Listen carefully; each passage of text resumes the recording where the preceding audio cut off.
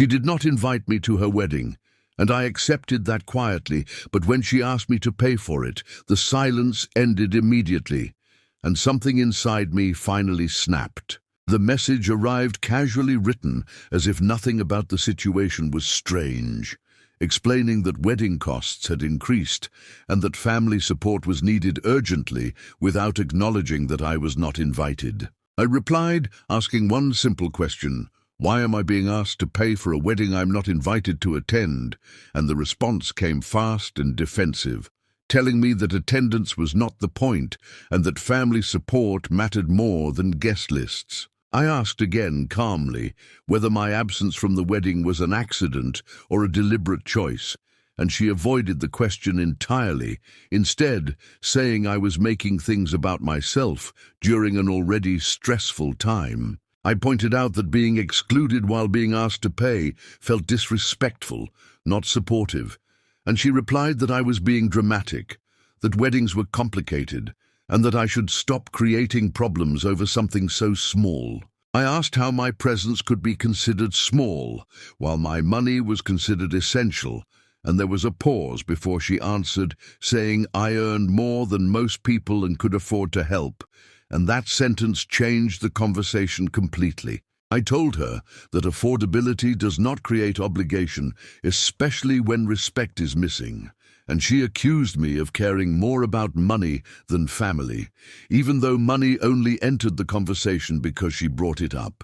I reminded her that I was not asking for a role in the wedding, only basic acknowledgement that excluding me while charging me was wrong, and she said if I truly loved her, I would help without conditions. I asked why love in this family always seemed to come with an invoice, and at that point, our parents joined the conversation, not to answer questions, but to smooth things over and reduce discomfort. They told me emotions were high, deadlines were close, and this was not the time to argue over principles. And I said this was exactly the time to talk about principles because once money is given, boundaries disappear.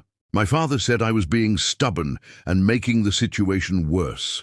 My mother said she was disappointed that I could not be more understanding, and I asked them directly why no one seemed concerned that I was excluded from the wedding. That question was met with silence, and after a moment my mother said guest lists were personal decisions and that I should not take it personally. And I replied that asking me to fund a personal decision while being excluded made it impossible not to take personally. My sister said I was ruining her wedding, and I replied that I was not invited to ruin anything. Yet somehow I was expected to pay to protect everyone's feelings. The conversation ended with my sister saying she needed space, and my parents saying they hoped I would reconsider, and I put my phone down, realizing every person in this conversation expected me to give something up, so no one else had to feel uncomfortable. I'm an ancient scholar, and in my era we had a name for this arrangement, and we called it exploitation, and this was only the beginning. The next morning I woke up to missed calls, not because anyone wanted to understand my position, but because my refusal had disrupted everyone else's comfort. And disruption always demands immediate correction. My sister called first, and her tone was softer than before, not apologetic but strategic, as if anger had failed, and a new approach was required to bring me back in line. She said she was hurt that I would question her intentions, and reminded me of everything she had done for me, growing up carefully listing memories, as if emotional history could be converted into currency. I listened and then asked again why I was excluded from the wedding, while still expected to help pay for it, and she sighed loudly, saying I was stuck on the wrong detail. She explained that weddings were about her and her future, and that my feelings were secondary to keeping things smooth and stress-free for her on her special day. I told her that being excluded was not a small detail. It was the entire issue, and she responded by saying I was choosing to be offended instead of choosing to be supportive. She said everyone else understood the situation, and that I was the only one making it difficult, and I realized then how quickly isolation becomes a pressure tactic. Our parents joined the conversation soon after, not together but separately, as if dividing their influence would be more effective than speaking as one. My father told me he was disappointed and that family sometimes requires sacrifice, even when it feels unfair. And I asked him directly why sacrifice only seemed to be required from me. He avoided the question and instead warned me that holding on to principles too tightly could damage relationships permanently, a warning disguised as advice. My mother called next and spoke gently, saying she raised me to be generous and that she hoped I would not let money come between siblings. I replied that money was not coming between us.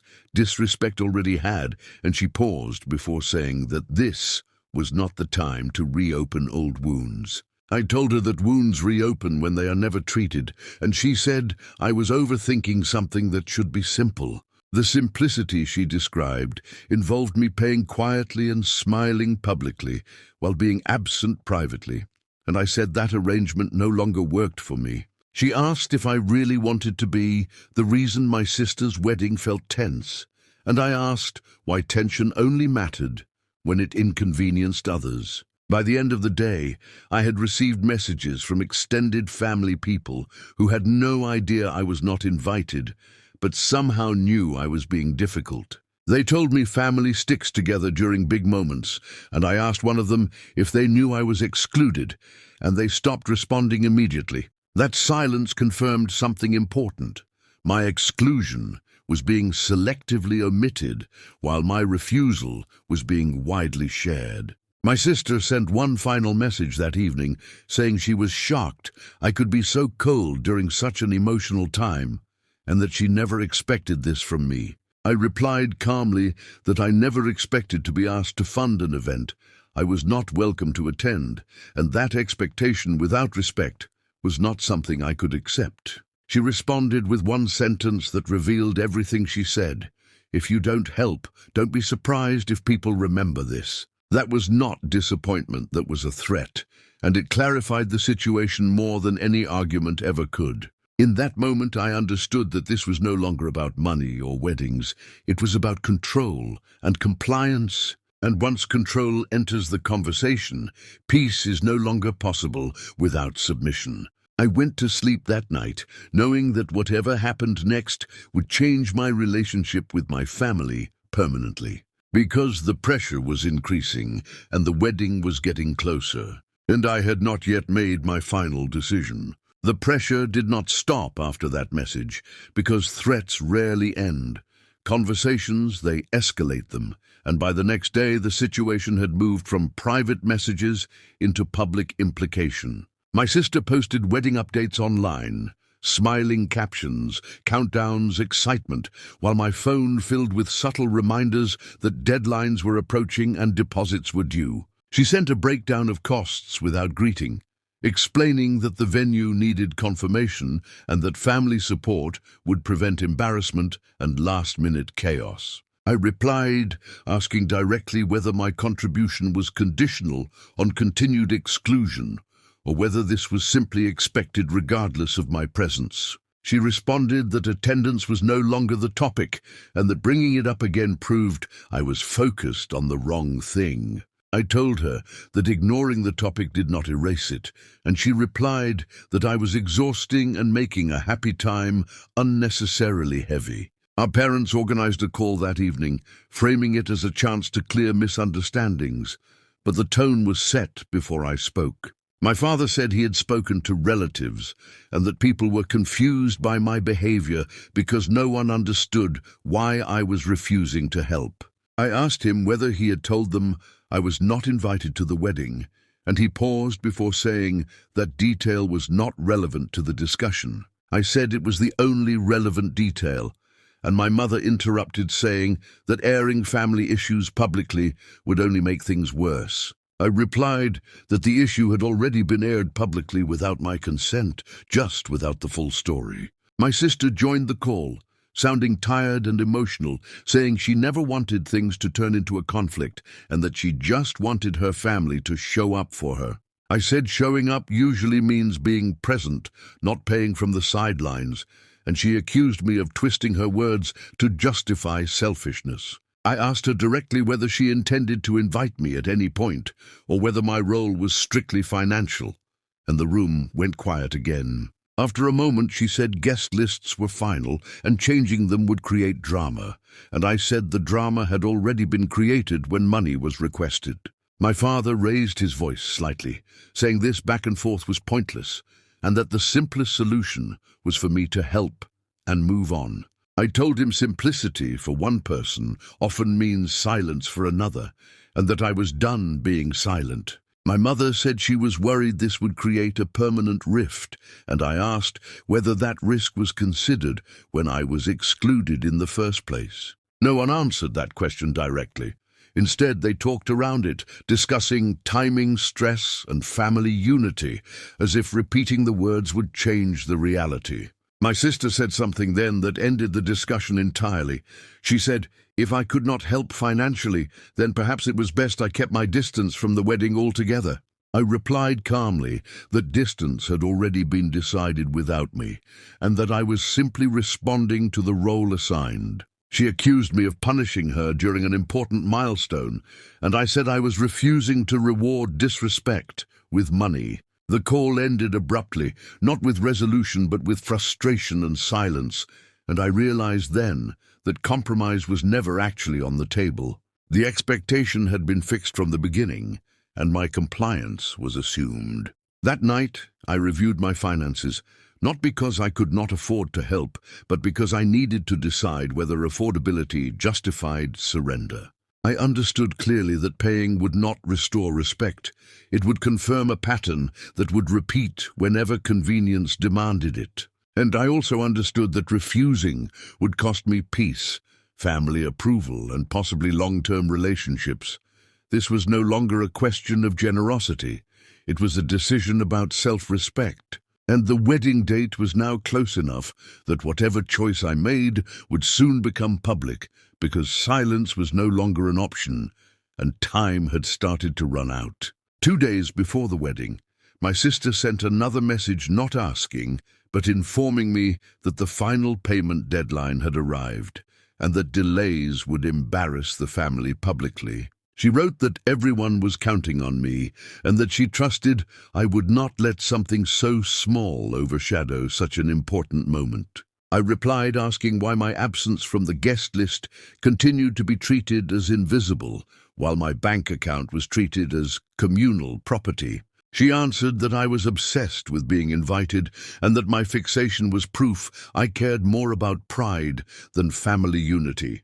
I told her pride was not the issue, respect was, and that respect usually arrives before requests, not after exclusion. Our parents joined again, immediately repeating the same phrases in calmer tones, telling me this was not the time to stand on principles and that weddings were once-in-a-lifetime events. I asked them whether my role in the family was permanent or conditional on my willingness to pay quietly, and they avoided the question by talking about timing and emotions again. My mother said she feared relatives would talk if payments fell through, and I asked why relatives talking mattered more than how I was being treated.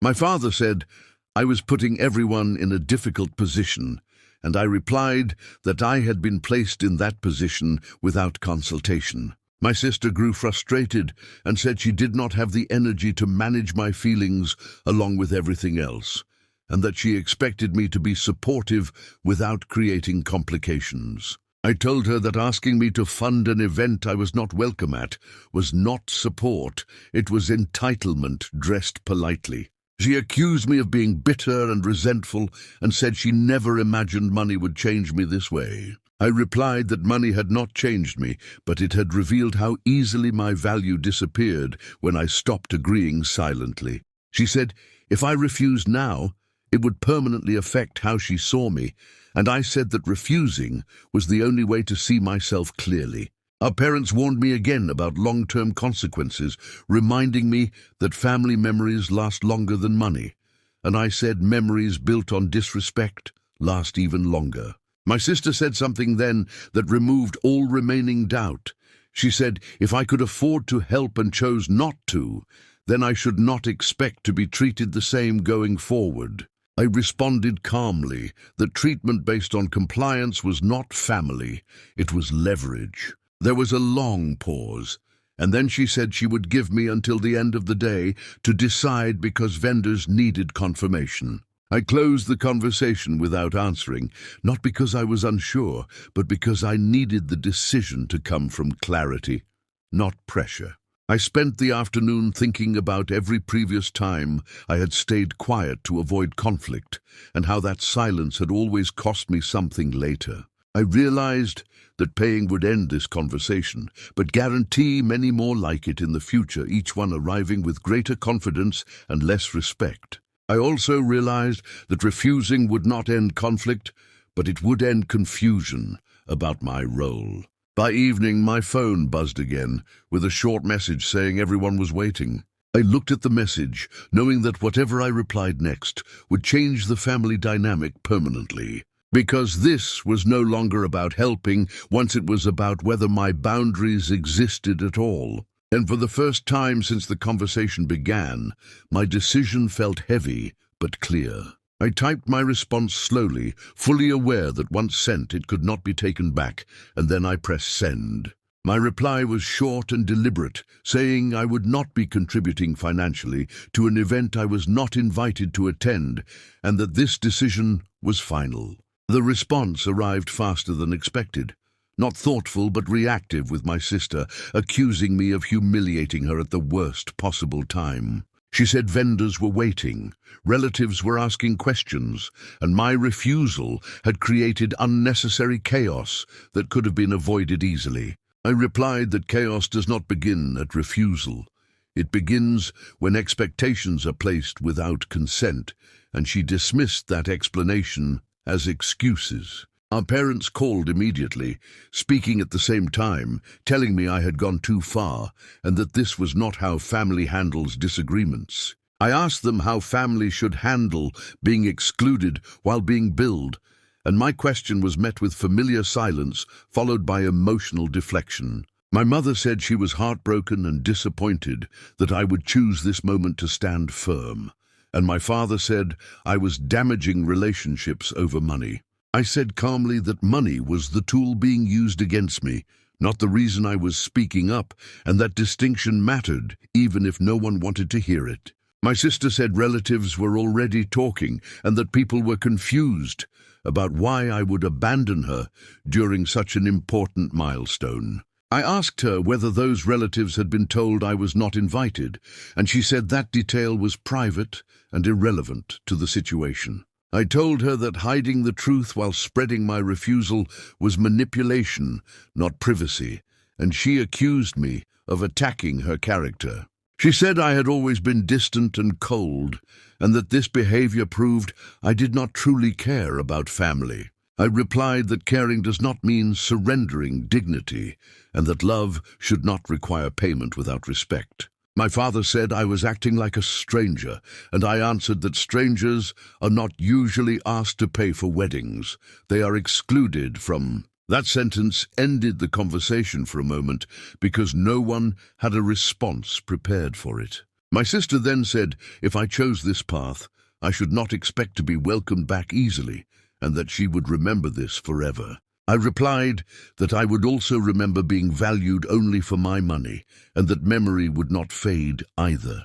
By the end of the call, voices were raised, emotions were frayed, and nothing had been resolved except one thing. Everyone now understood that my silence had ended, and that frightened them more than my refusal. Messages continued arriving from extended family, expressing disappointment, confusion, and concern, none of them mentioning the exclusion itself. I replied to one person asking whether they knew I was not invited, and the conversation ended immediately. That confirmed that the story being told publicly had been carefully edited, and that my refusal was being presented without context.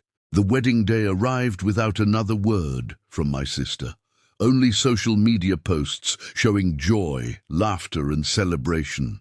I watched from a distance, not out of regret, but out of clarity, realizing that being absent from a celebration is easier than being present only as a resource. I muted family chats and stepped back, understanding that consequences were now unfolding beyond my control. But for the first time in weeks, the pressure was gone, replaced by something quieter and heavier. The realization that choosing self-respect often costs approval, but restores something far more important. And this story was far from over, because aftermath reveals truths that conflict only introduces. The days after the wedding were quieter on the surface, but heavier underneath, because silence after conflict is rarely peace.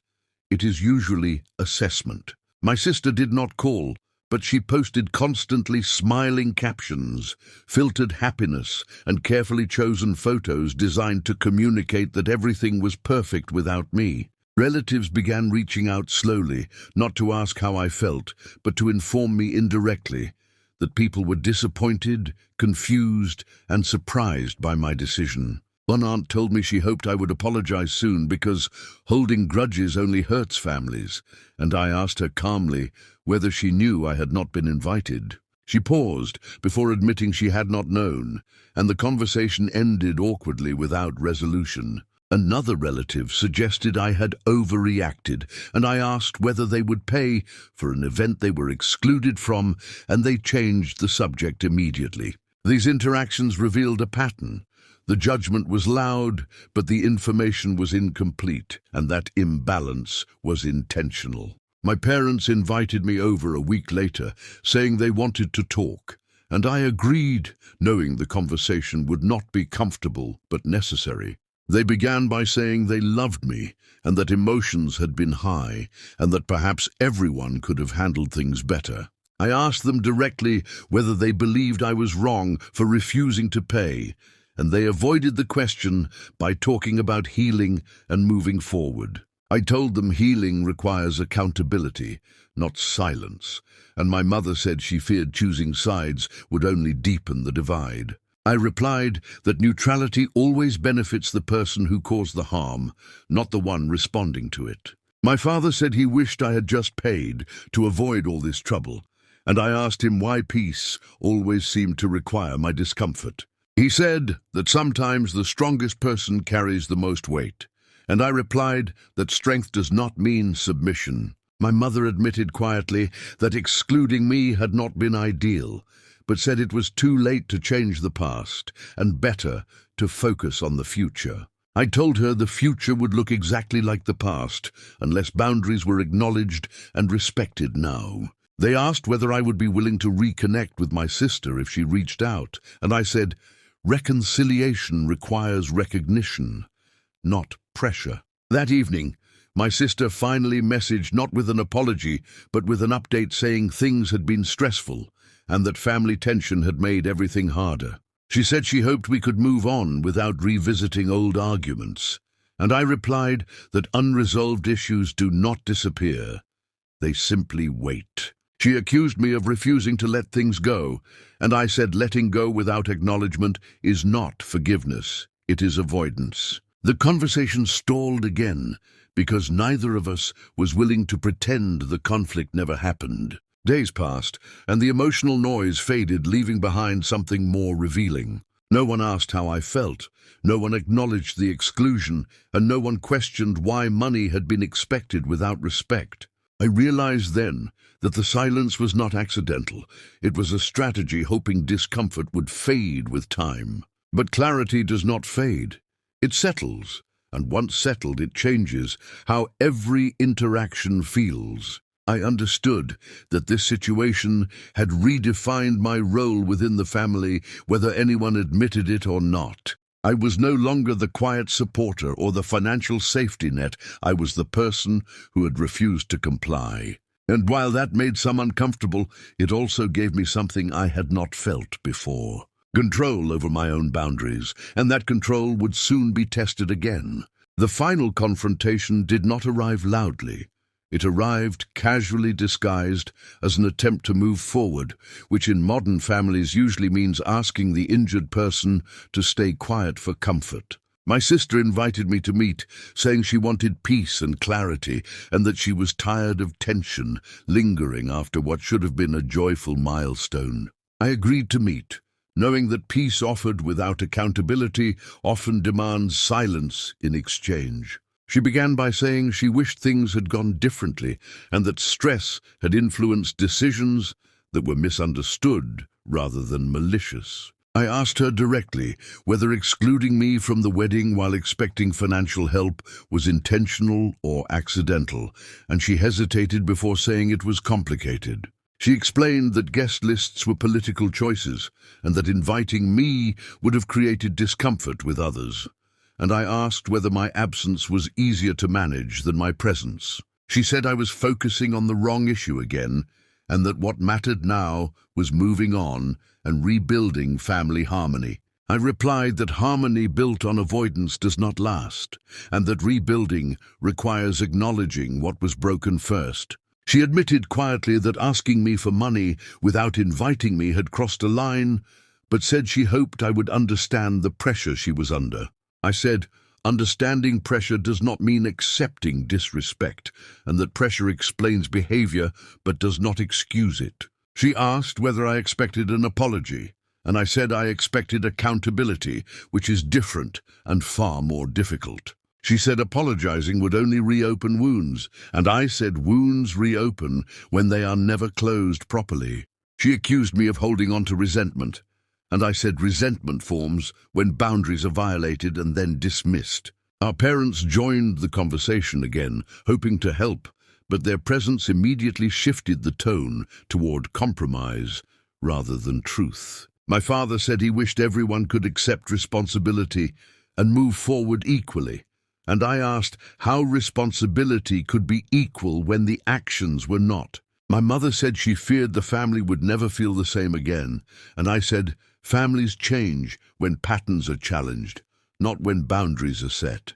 My sister said she felt punished for one mistake, and I replied that this was not one mistake, but a series of choices reinforced by expectation. She asked whether I wanted space or reconciliation, and I said reconciliation requires recognition, not pressure to forget. The room fell quiet, because for the first time no one was speaking over me or reframing my words. They realized then that this was not a momentary conflict, but a permanent shift in how I would engage with them. I made it clear that I was not withdrawing from the family, but I was withdrawing from arrangements that required silence in exchange for belonging.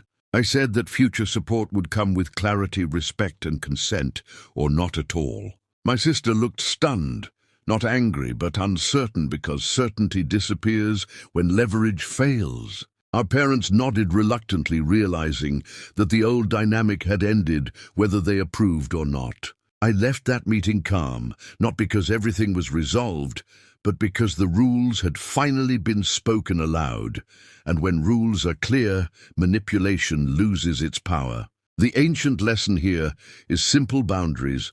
Do not destroy families they expose, which relationships were built on convenience, and the final judgment was now ready to be delivered. I'm an ancient scholar, and now the dust has settled enough for judgment, not emotional judgment, but measured judgment, shaped by history, pattern, and consequence. In my time, families did not collapse because of boundaries.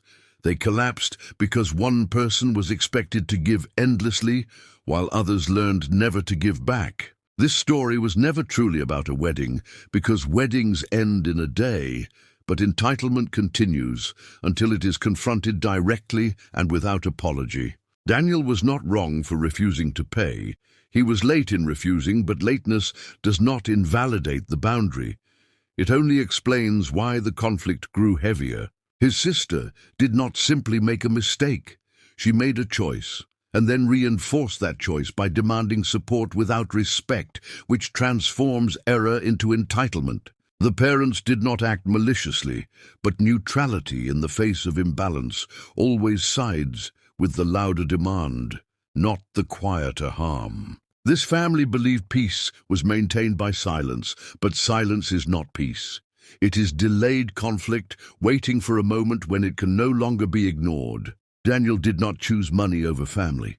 He chose self-respect over silent submission, and those are not the same decision, even if they are framed that way by others. In ancient law, a person who is excluded from counsel is not bound by its costs, and that wisdom remains relevant even in modern homes. Boundaries do not punish loved ones. They clarify terms, and only those benefiting from confusion fear clarity. If this family heals, it will not be because Daniel paid it. Will be because expectations were corrected and roles were redefined honestly. And if it does not heal, then the fracture existed long before the wedding invitations were printed.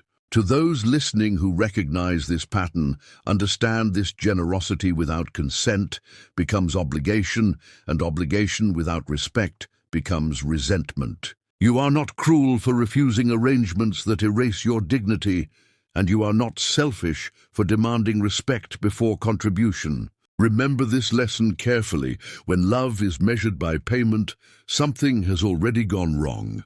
If this story stirred recognition, anger, or reflection, then you already know why these judgments matter. Remain here, subscribe quietly, and return for future judgments, where modern conflicts are weighed slowly through ancient reason. Until the next tale arrives, walk wisely, guard your boundaries, and do not confuse silence with peace.